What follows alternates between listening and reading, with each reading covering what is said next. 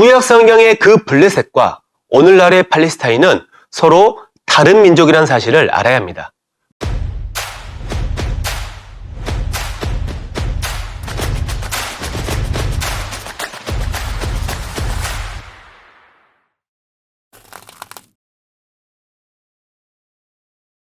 안녕하세요. 쉐마 노트입니다. 요즘 중동 지역에서 들려오는 뉴스들을 듣고 있자면 금방이라도 국가들 간의 전쟁으로 확산될 것만 같은 긴장감이 느껴집니다. 그 중심에는 이스라엘이라는 나라가 있는데요. 처음에는 하마스라는 테러 단체와의 전투로 시작했었는데 이제는 이란을 등에 업은 헤즈볼라와의 전면전으로 치닫게 될 위험 가운데 처해 있고 러시아의 개입까지 우려가 되면서 제3차 세계대전이 일어나는 것이 아닌가라는 우려 섞인 목소리들이 들려오고 있습니다. 그런데 이러한 뉴스들을 지켜보는 많은 사람들은 수천 년간 그 땅에 자리 잡아온 팔레스타인 국민들을 몰아낸 이스라엘이 그 원인 제공을 했다고 이야기를 합니다. 그리고 이스라엘은 병원이나 학교까지도 공격을 해서 약하고 무고한 사람들까지 서슴없이 죽이고 있다고 비난을 합니다. 오늘은 이러한 부분들에 대한 진실들을 함께 알아보는 시간을 가질 것인데요. 이 영상을 시청하는 여러분들께서도 한번 진지하게 들어보시면서 무엇이 진실인지를 함께 생각해보는 시간이 되었으면 합니다. 먼저 한 가지 여러분께 질문을 드려보겠습니다. 만약 북한에서 학교나 병원에 테러 기지를 세우고 우리 영토를 공격해서 우리 국민들 중에서 사상자가 나왔습니다. 그렇다면 어떻게 대응해야 할까요? 북한은 동족이기 때문에 참아야 하고 또 우리가 맞대응을 하게 되면 학교나 병원에 있는 무고하고 약한 사람들이 피해를 입을 수 있으니까 참아야 한다고 말한다면 그걸 정상이라 여길 수 있겠습니까? 즉각 응징을 가해야 하는 것이 지극히 당연한 반응 아니겠습니까?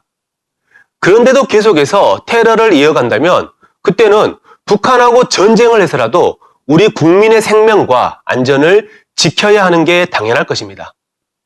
이스라엘과 팔레스타인의 전쟁도 동일합니다.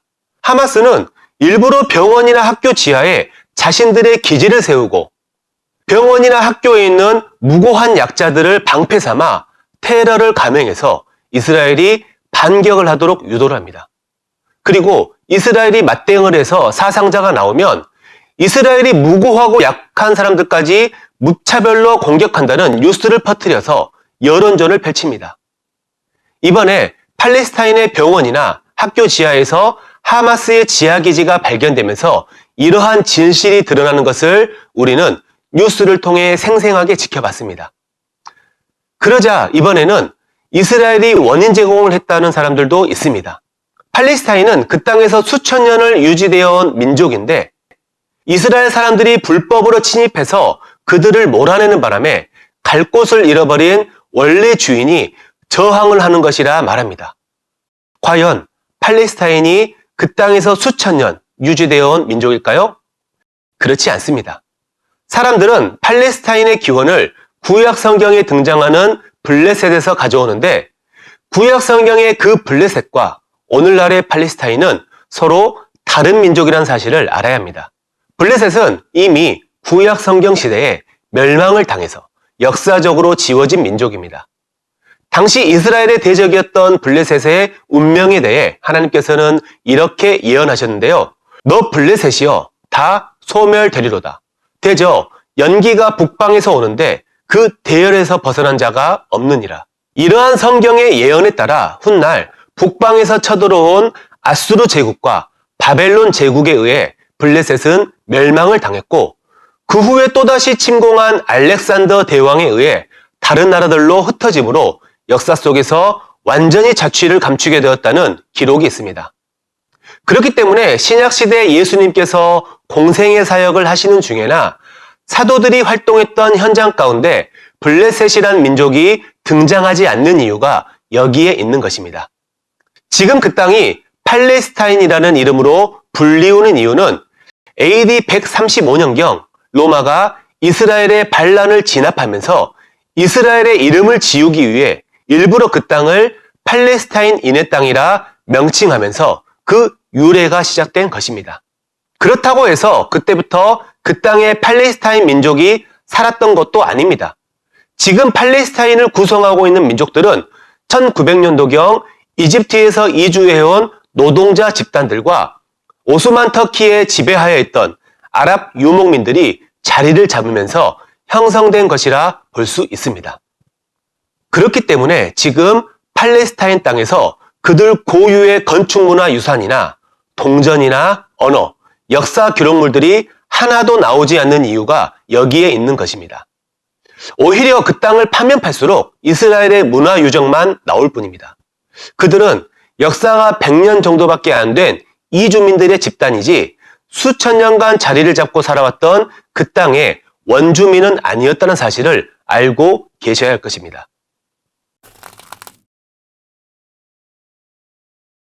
이번에는 좀 더 근본적인 부분을 생각해 보고자 합니다. 만약 하나님이 실존하지 않으신 분이라면 팔레스타인 땅은 이스라엘이 불법 정거를 했다는 주장에 상당한 무게가 실릴 수 있을 것입니다. 하지만 하나님이 실제로 존재하시는 창조주 하나님이시라면 반대로 팔레스타인 사람들이 그 땅을 불법 점거하고 있는 사람들이 될 것입니다.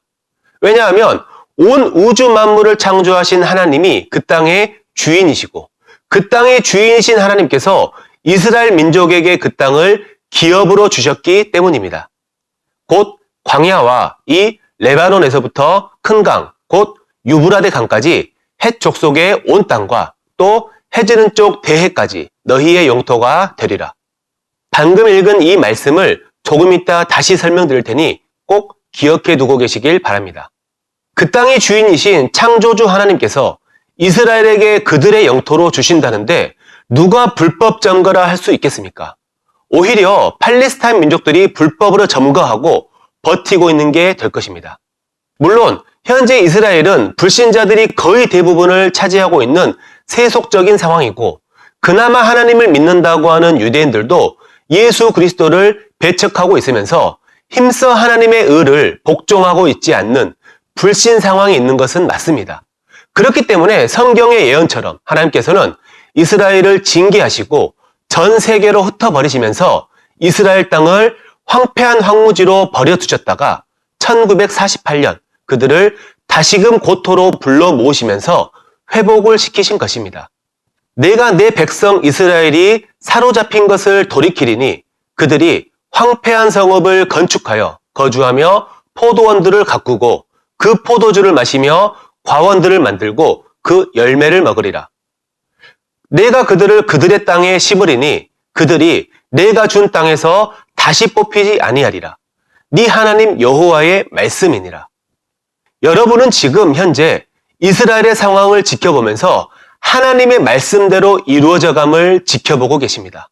또한 이스라엘이 2000년 가까이 황폐한 황무지로 있었다는 사실을 증언해주는 역사적 기록들도 있습니다. 1799년경에 나폴레옹이 그 땅의 해안에 상륙했었는데 해안가의 인구가 1000명 정도밖에 안 되었고 그 땅의 전체 인구가 1만 명도 안 될 것이라 예측했었던 기록이 있습니다. 그나마 있던 인구의 거의 대부분이 유대인과 성지 순례자들이었고 이들의 짐을 날라주며 먹고 살았던 아랍인들이 몇백 명 정도 되었다고 합니다.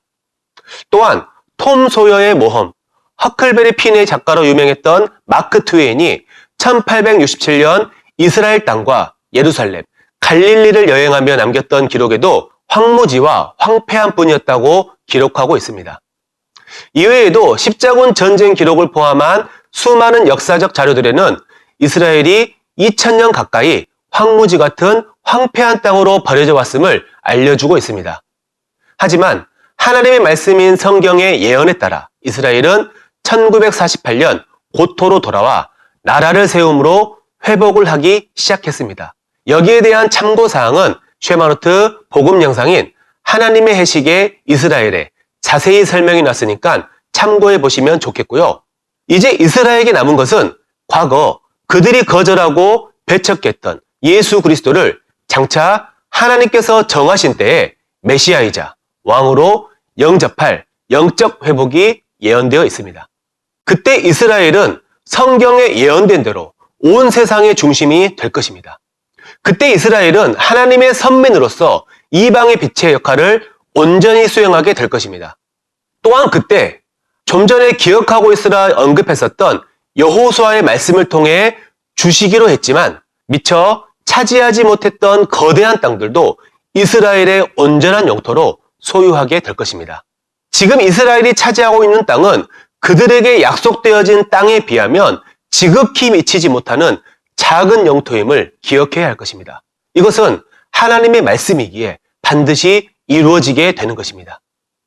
그때가 언제일지는 누구도 알 수 없지만 그 시작은 예수 그리스도께서 만왕의 왕으로 재림하셔서 온 세상을 통치하실 때입니다.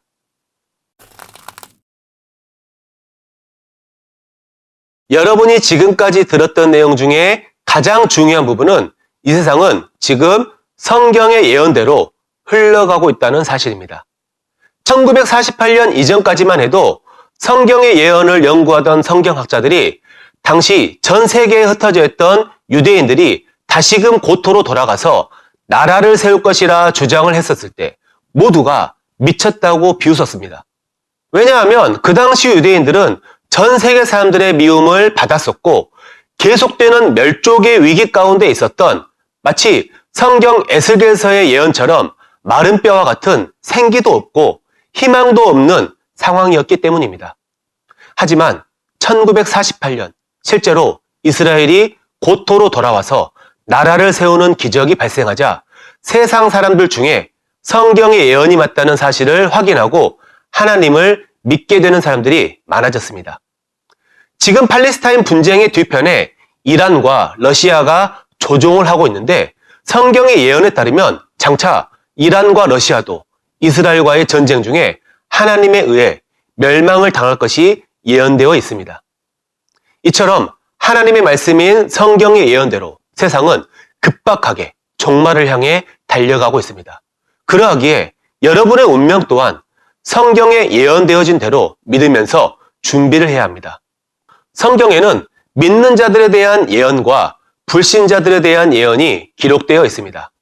아들을 믿는 자에게는 영생이 있고 아들에게 순종하지 아니하는 자는 영생을 보지 못하고 도리어 하나님의 진노가 그 위에 머물러 있느니라. 여러분에게는 아들 예수님을 믿는 믿음이 있습니까? 그렇다면 성경의 예언대로 영생의 삶을 누리게 되십니다. 혹시 아들 예수님을 믿는 믿음이 없으십니까? 그렇다면 쉐마노트 복음 영상들을 통해 아들 예수님을 영접하는 방법을 들으시고 이번 기회에 꼭 구원받게 되시길 기도하겠습니다.